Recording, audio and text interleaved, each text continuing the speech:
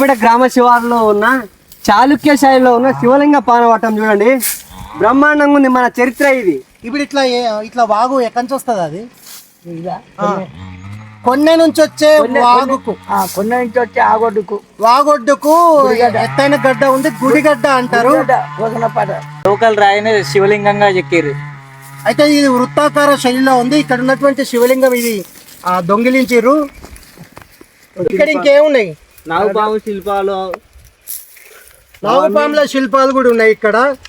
ఇదంతా వాగొడ్డుకే, గుడిగడ్డ. ఒక నాగుపాము శిలను తిరగేసి పెట్టిరు, కిందికి మీదికి పెట్టిరు. అట్లా 4-5 ఉన్నాయి.